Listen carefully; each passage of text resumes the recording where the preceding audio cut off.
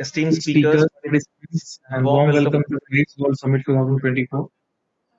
Today, Today, as as we we embark embark on the on journey the of empowerment and inspiration inspiration under the theme, theme Empowering Youth-Led localization, Localization sustainable Sustainable development, Development Goals, I'm I'm honored to honored to introduce a panel that that embodies. embodies these ideas. So So, now I would like to introduce to the Connecting Dream Foundation. At the heart of our shared vision for a bright and better future stands for Connecting Dreams Foundation. We are committed to harnessing the potential of youth, guiding their efforts towards inclusive social development aligned with the 17 Sustainable Development Goals. Today, as we delve into discussions about empowering youth-led localization of the Sustainable Development Goals, Connecting Dream Foundation serves as a testament to the transformative power of such endeavors. In today's session, our main focus revolves around Sustainable Development Goal 4, which is quality education. The Connecting Dreams Foundation, in collaboration with our esteemed panelists and youth leaders, is dedicated to exploring youth-led initiatives that enhance the landscape of education. The upcoming session will feature dynamic panel discussions and a showcase highlighting the incredible work of youth leaders, shedding lights on their ideas and initiatives aimed at advancing quality education. So, for Sustainable Development Goal 4, the quality education aims to provide inclusive and equitable education, emphasizing lifelong learning and essential skills for sustainable development. In community, it is very crucial for foundation for development, empowerment, inclusivity, localized solutions, skill development, cultural preservations, and community resilience. Sustainable Development Goals 4 is vital for local sustainable development, providing tools for meaningful contributions, promoting inclusivity, and enhancing the resilience of communities. So, I would like to start the panel discussion, and the first question, yeah, can everybody switch on their camera and mics so that we can start the panel discussion? Requesting everybody to switch on their cameras so that we can talk to each other and let's not technology talk to technology. So,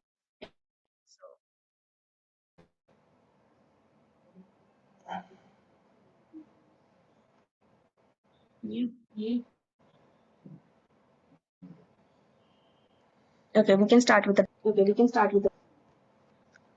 So the first question is so the first question is for Tanmay Gupta from Motilal Nehru College. Tanmay, yeah. So the first question is, what are the specific challenges faced by local communities in ensuring quality education? Over to you, Tanmay.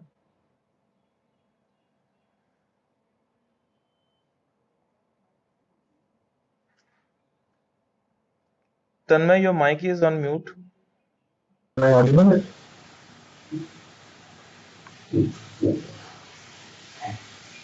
Okay, so hello everyone, my name is Tanmay Gupta. I am from Senior Chartered University. So, Tanmay, unmute yourself.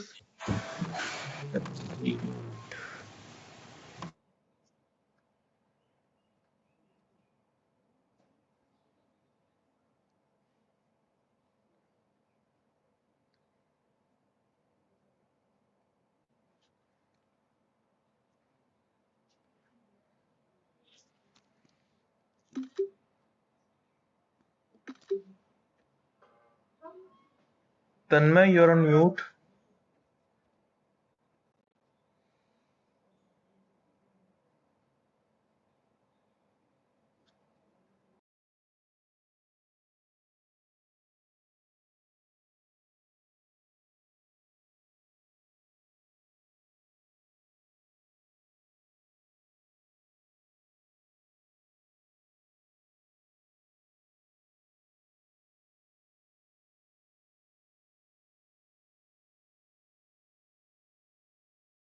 I am from Connecting Dreams Foundation, Chapters MLNC. So one of the main difficulties that local communities encounter is getting their children involved in studies. Like due to challenging financial circumstances at home, parents often require their children to work with them to get an extra hand in income and finances.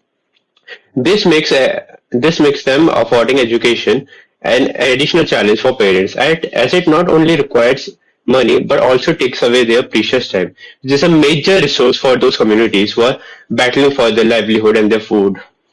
And another hurdle is the lack of an education-focused environment within household. Like most of the pupils those communities are lacking education, like they have limited or no exposure of education, which results in the awareness about the importance. This compounds the challenges faced by families striving to provide their children with educational opportunities. These are the two main challenges which we found on the grounds by doing various surveys and talking to the children and parents. Thank you.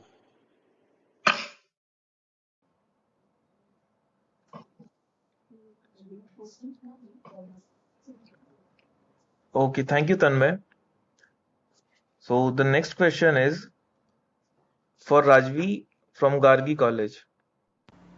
So the question is, can you highlight any unique opportunities that localizing Sustainable Development Goals 4 presents for communities?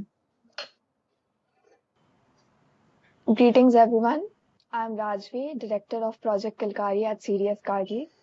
So, Project Kilkari at Kargi, in collaboration with Beti Foundation, has been working towards providing basic education to children from slum areas.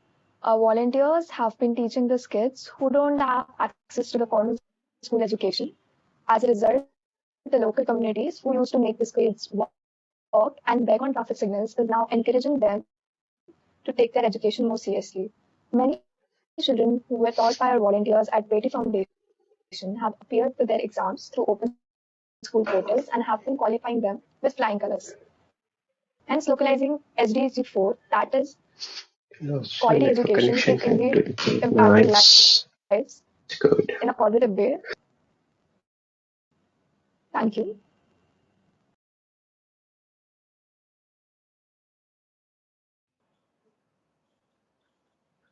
Thank you, Rajvi. Now moving on to the next question.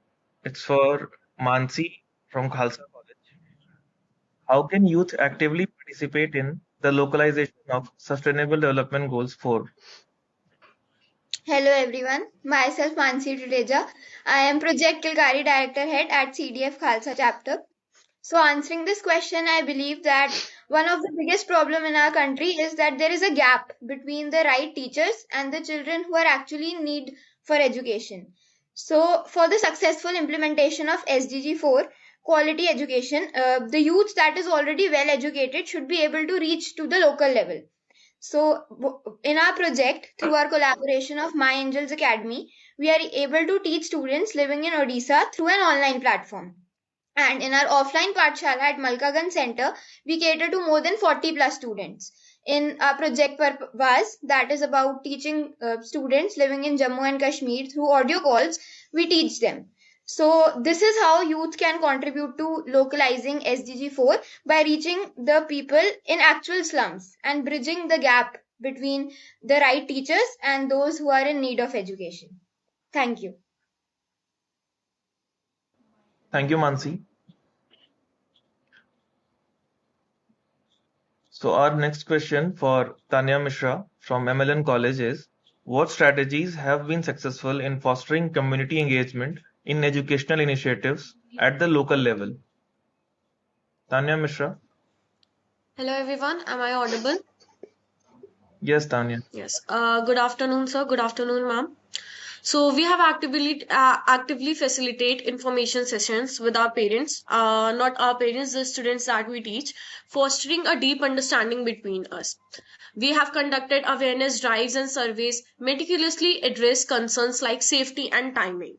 This allows us to tailor our programs precisely to community needs. Sorry. Furthermore, we offer free counseling sessions for students, reinforcing our commitment to their holistic well-being and academic sessions.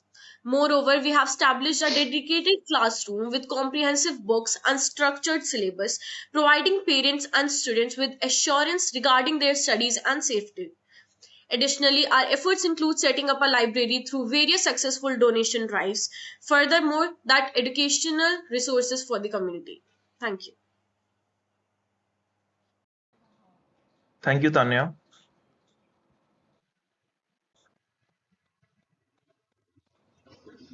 Our next question is for Sakshi from Gargi College. Are there any innovative approaches or best practices in localizing education that you can share? Yes, sir. So, a warm greetings, everyone. I'm Sakshi Maurya, Project Director Head at CDF Gargi.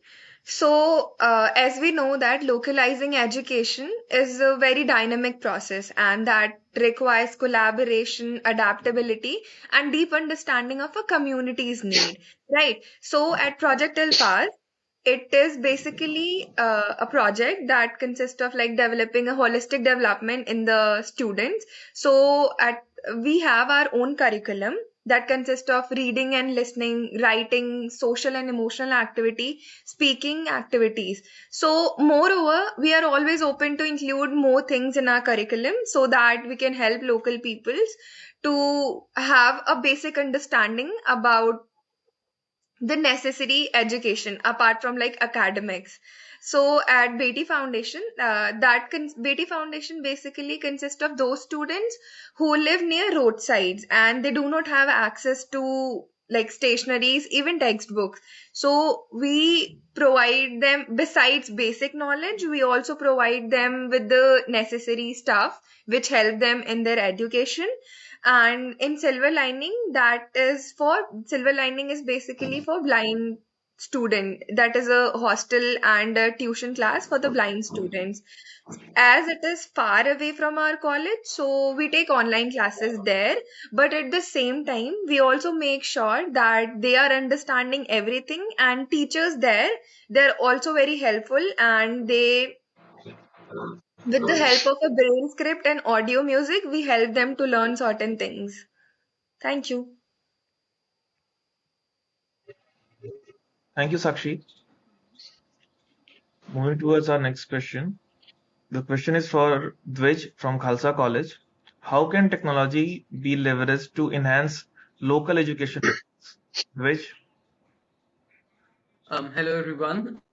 I am Vishnu, serving as the president of CDF Khalsa. So yes, I surely believe that if technology is leveraged in the right way, we can enhance the quality of our education and surely enlighten the students with knowledge.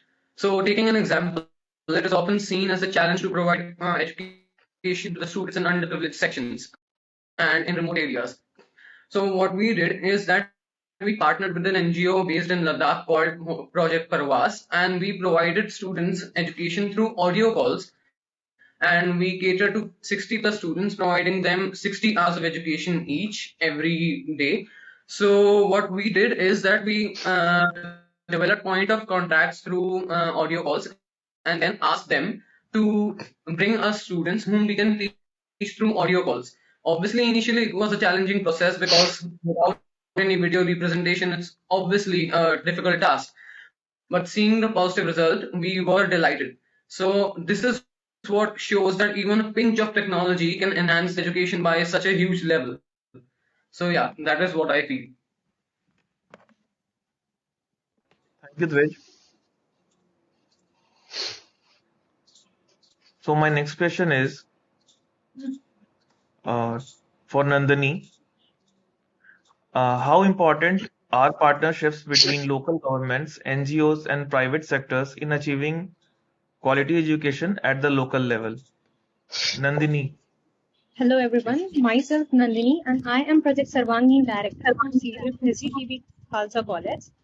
So I believe that partnership as well as collaboration with the local government and other NGOs as well as the private sector is very important for the achievement of SDG 4 at local level. For instance, in Project Sarvangi, we have a partnership with Desh Ke Mentors. It is an initiative by the government of Delhi which provide a total proper platform for mentoring the students, the youth, especially the neglected youth, to guide them towards achievement of their desired career and get them enrolled in their desired institutions or jobs. Also, we have a collaboration with NLR, that is No Literacy Remain Foundation, which provide us with a setup community where we teach the students about about their career counseling as well as their academics. Also, we have recent visit to the Barefoot Foundation, about which can explain in brief.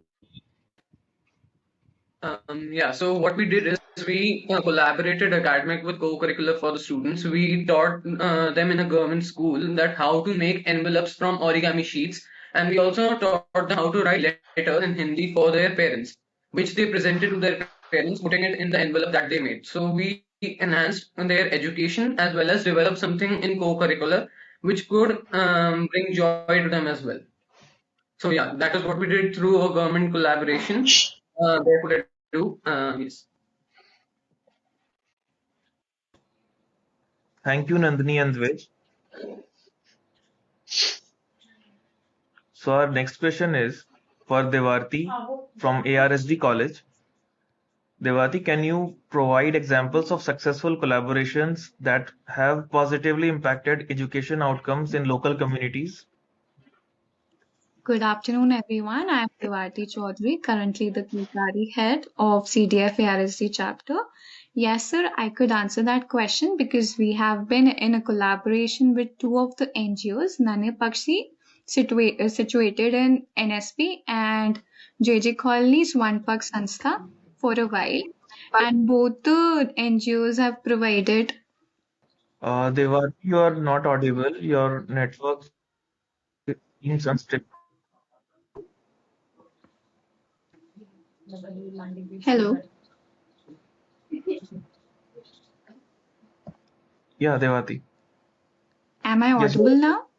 yes, you are audible.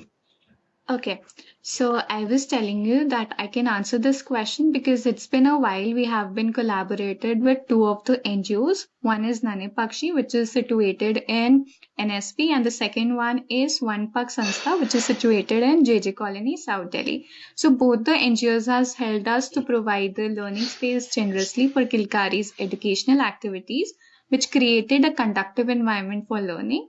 The collaboration also extended to maintaining a respectful and supportive atmosphere for learning. Together, Kilkari and both the NGOs work to ensure that the learning spaces are conducive to grow, both academically and ethically. Both the NGOs has a localized impact on specific area in South Delhi, allowing more personalized and effective educational interventions.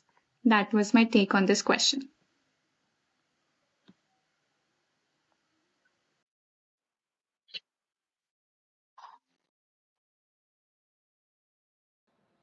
Thank you, Devarti. Am I audible properly? Yeah. Am I audible properly? Yes, sir. Yes, sir, you are. Am I audible properly? Yes, yes, yes. Yes, sir. Yes. Okay. Yes, sir.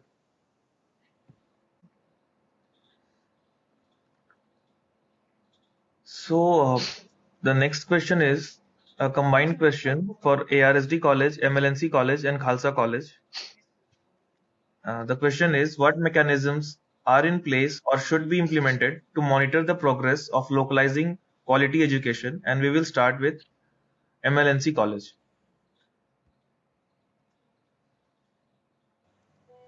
Okay, so for monitoring purpose, we feel that we are following the system of maintaining registers and maintaining records in online and offline mode as well, where we records all the workings and we can say that test results of the students and even the volunteers who are teaching. We take feedbacks from students about the volunteers and how they are teaching weekly, and we maintain all the records of past tests, and then we compare it with the current test that is going on so that we can conclude their progress till now. So I guess that is one way that we can do. Thank you, Tanya. An answer from Khalsa College, Dvij Nandini. Yeah, in addition to this, in Project Kilkari, CDF Khalsa, we have a separate setup mechanism already in place to monitor the progress. We have daily monitoring by the HR manager, the human resource manager under Project Kilkari, who track the performance of the interns who teach the kids out there. Secondly, we have monitoring of the children through proper PTMs at the end of the month. We also provide a monthly report at the end and also hold a meeting of review. And thirdly, lastly, weekly monitoring through Genki sessions. Genki are Japanese software through which we hold a revision session, under which we have, in a fun way, we take the test in a quiz manner from the children to monitor their performance. Thank you. Thank you, Nandini. Now, can we have Devarti from ARSD College? Yes, so we also have the similar pattern. We conduct test once in a week. Every Friday we conduct a test, and we use online tools to organize all the learning materials and keep track of what students are doing. This can make it easier for everyone to learn and teach. Then we make the reports by analyzing the data, and we showcase the achievement one monthly or weekly to the parents, and we are connected to the parents similar to the PTMs in the school. Thank you. Thank you, Devarti. The next question is for Mansi from Khalsa College. How can communities and stakeholders assess the effectiveness of local education initiatives? Mansi. Thank you, sir, for the question. So I believe that effectiveness is measured through the learning outcomes. The students that we have been teaching at our Malkaganj and Ashokya centers, their grades and marks and their performances have improved over time, which shows the effectiveness.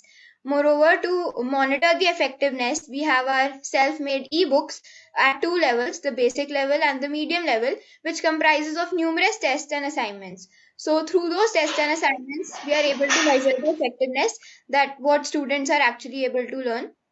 Moreover, the continuous engagement and participation of children also shows the effectiveness. I believe that teaching children is one aspect, but getting them excited about learning is another. So when the children actually wait for us at their doorsteps, this shows that how effective the teaching has been. Thank you.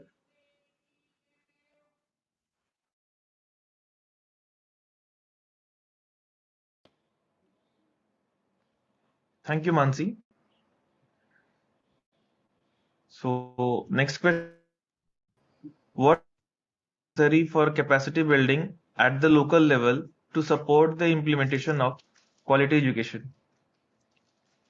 So I believe that for capacity building, training is an effective tool. We also have a success story from our esteemed collaboration, My Angels Academy.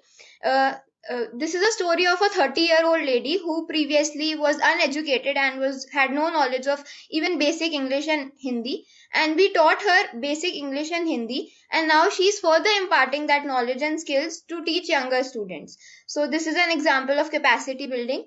Also, under one of our projects, Project Sarvangeen, we give career counseling to children. So the students are able to choose the right career for them. So I believe that this is also a step towards capacity building because the skills and abilities of the children are also channelized in the right direction as per their knowledge. Thank you. Thank you, Mansi. The next question is for Devarti from ARSD College. How can local educators and institutions be empowered to enhance the quality of education they provide? Sir, according to me, the first most step should be embracing the cultural richness, because we should foster an environment that celebrates cultural diversity, encourage teachers to incorporate local traditions and stories into lessons, making education a celebration of communities' rich heritage. The second thing could be the active learning instead of passive learning. Encourage teachers to let students take charge of sometimes. The third can be game on education. We should introduce game based learning strategies for teachers. Imagine classes where learning feels like playing, making education a thrilling and enjoyable experience for students. We should also connect the global learning with the exchange where teachers can connect with educators from different parts of the world. It's like opening a window to new ideas and perspectives, enriching local educational practices. That was my take.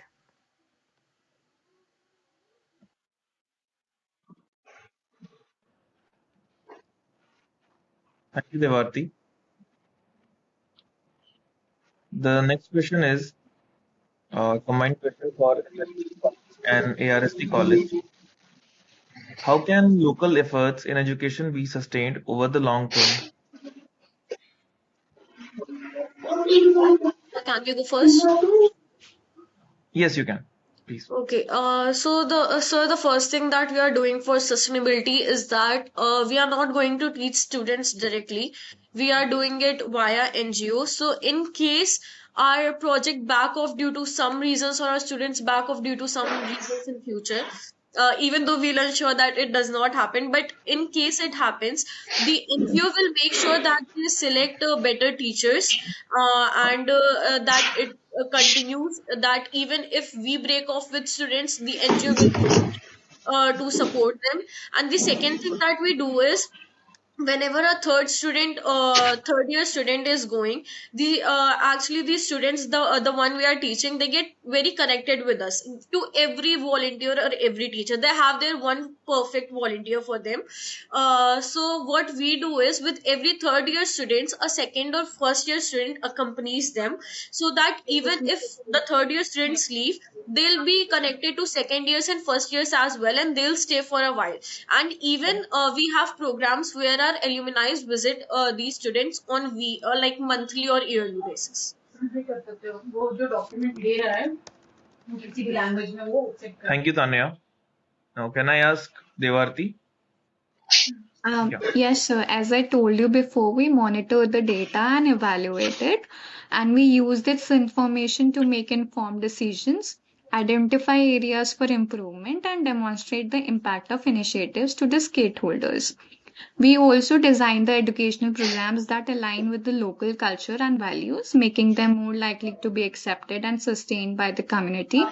And the most important thing, according to us, is making a long term planning. We make a plan of action for 3 to 4 months and implement it.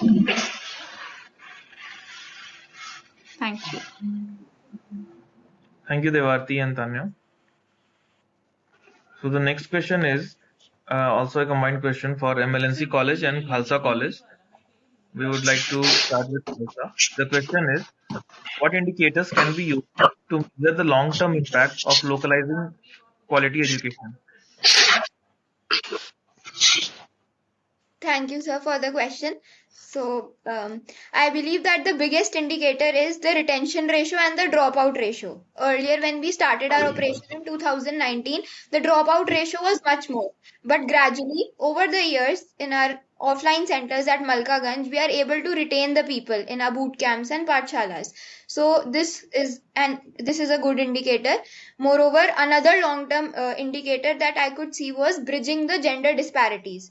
Earlier, the girls and their parents living in slums were quite hesitant to continue their education after a certain age. But over the years, we are able to convince those parents that girls should also continue their education. So these are the two long-term indicators that we have been able to successfully implement.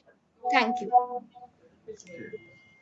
Okay, so same goes for MLNC, but we will like to add some points that the other indicators I think can be the results of our students go to schools as well, and surprisingly, and after a lot of hard work, even the students who used to fail have passed with flying colors. So now the situation is they suggest their friends or family members, their other cousins who are not studying currently, they are suggesting us that they can teach you, they can take your classes, and they are also taking initiatives in their surroundings that why education is important.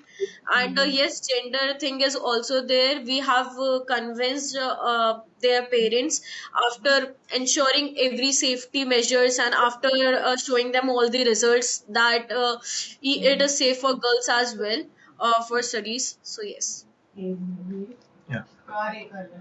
Okay, so is there anyone who wants to share their videos? There is an option right beside the camera icon. So you can share your screen and share your videos with us.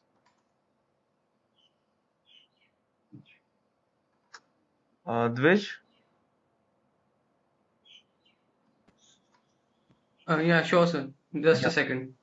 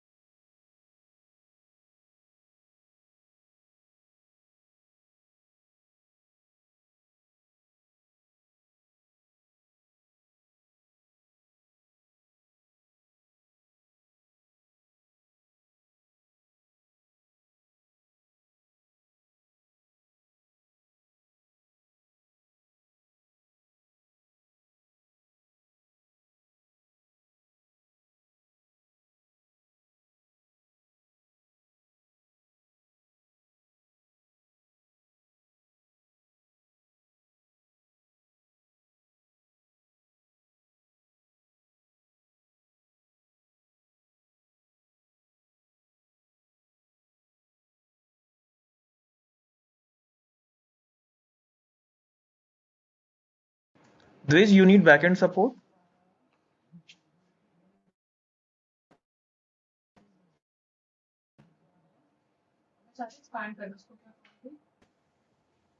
So it's not allowing me to share the audio as well. I'm just trying that.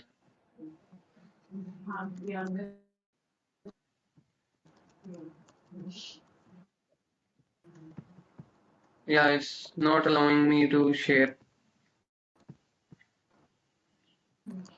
Yeah, done. Figure it out.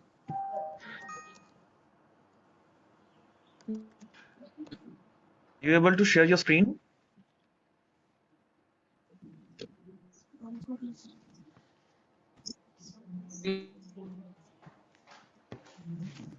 Yeah.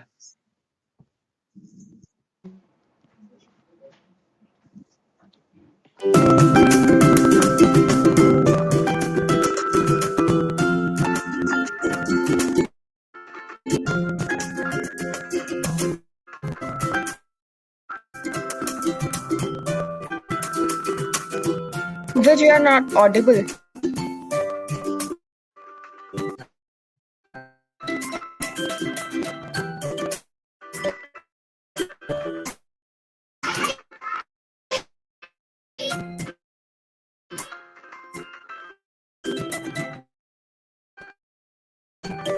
Yes, yes. I can see that.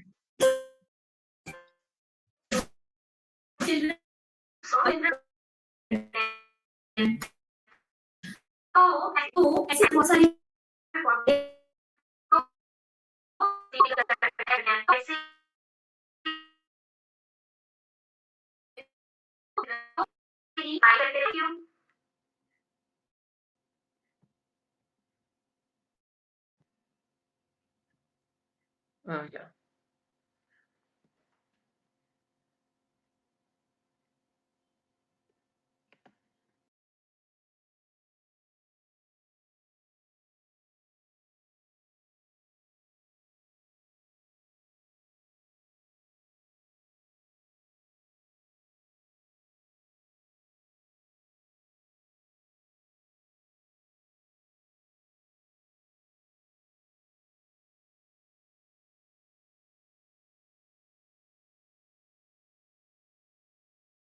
Meeting? Not in the meeting. Okay.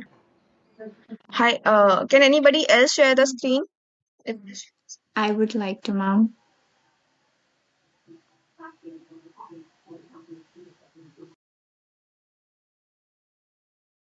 I think we lost a connection with Dwej. Can I request Tanya to share her screen? Sure, sir, I'm trying. Yeah. Dwej, you can share after that.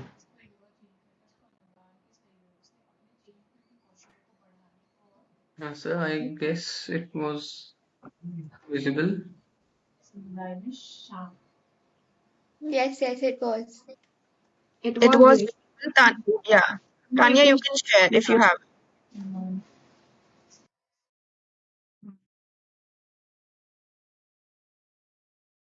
Is it visible?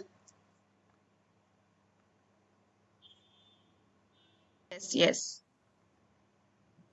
Can you guys hear the audio as well? The music?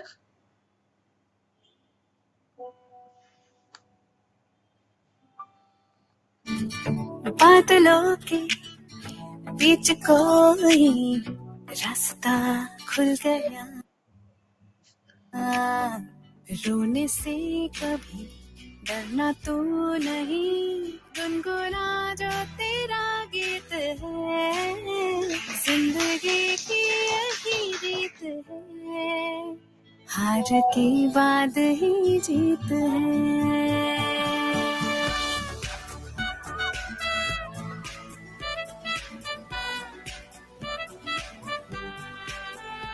जिंदगी की यही रीत है हार के बाद ही जीत है थोड़े आंसू है थोड़ी हंसी आज हम है तो कल है खुशी जिंदगी की यही रीत है हार के बाद ही जीत है हार के बाद ही जीत है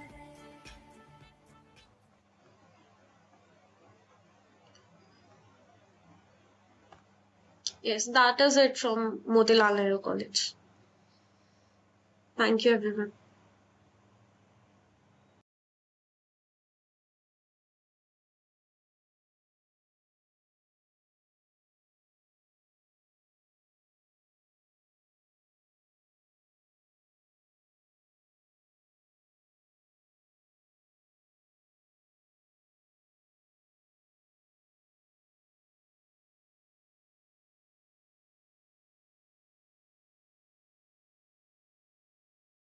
Can I to play their project Ilkari video? Sure, sir.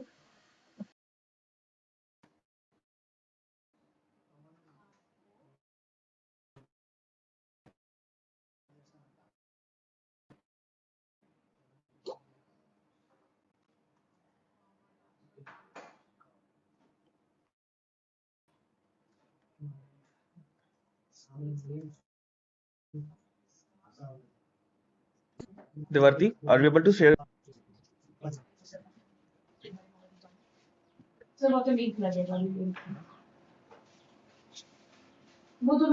Sir, is the audio also visible?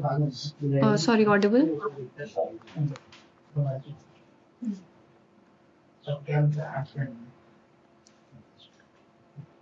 Am I audible, sir?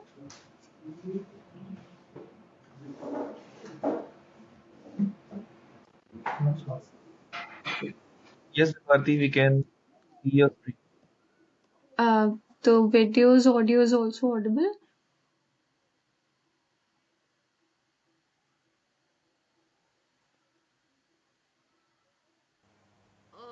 Devarti, the video's audio is not audible. Okay, sure.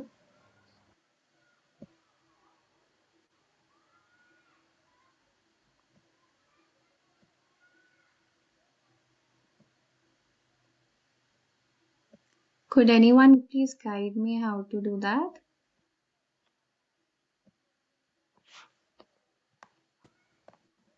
It will be displayed as an option there itself when it will ask you for the So permission to share when the you screen screen. share, yeah. So when you screen share, there'll be an option to share audio as well. Like in Zoom, you have a regular option. So just click on that. It automatically should be ticked on. Just make sure it's ticked on. Okay, the entire screen.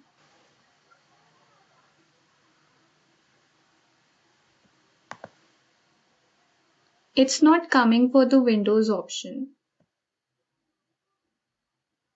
It's disabled for that.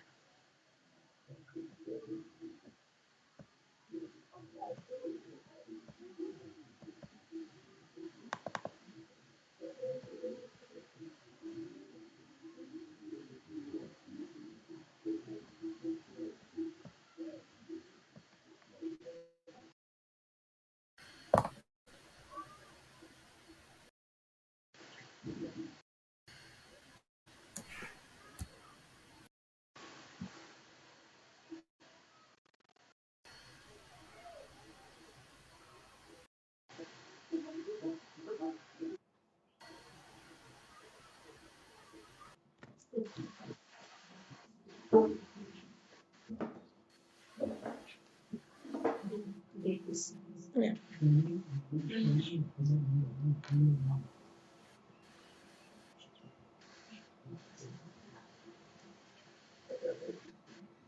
Devati, were you able to play your video? Sorry, sir. Were you able to play your video? Yes, sir. Okay. So, can I ask Dwej? I think he couldn't play his video. He played it, sir. He played it? Okay. Yes. Okay. Okay. Is there anyone who wanted to play their video of their projects?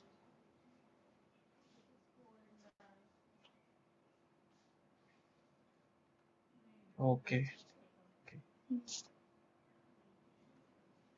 Okay, fine.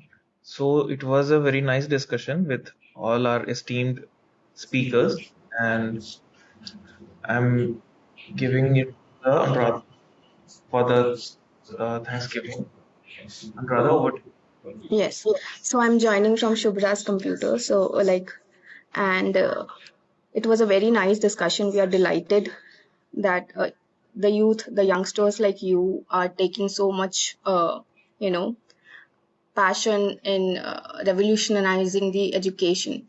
But I would like to add to this that since just make sure that whatever initiatives that you are taking, we are making sure that we are moving from just information based learning to actual learning, that is not like forgotten, like whatever we have learned 10 years back, we forget that, right? So something that is very embedded in us, the core of us, should be there, should be the core of education, whatever the initiatives that you are taking up. It was nice, like to have such an interaction with you, and bearing with us the unstable networks and all those things that were happening in between. So thank you, students, for this. Thank you. We would like to thank Thank you, ma'am. Infinity Foundation for giving us this opportunity Thank you, ma'am. for empowering the localization of Sustainable Development Goals 4, that is quality education. So, yeah, thank you, everyone. Thank you, Thank you, sir. sir. Thank you, ma'am. Thank you, sir.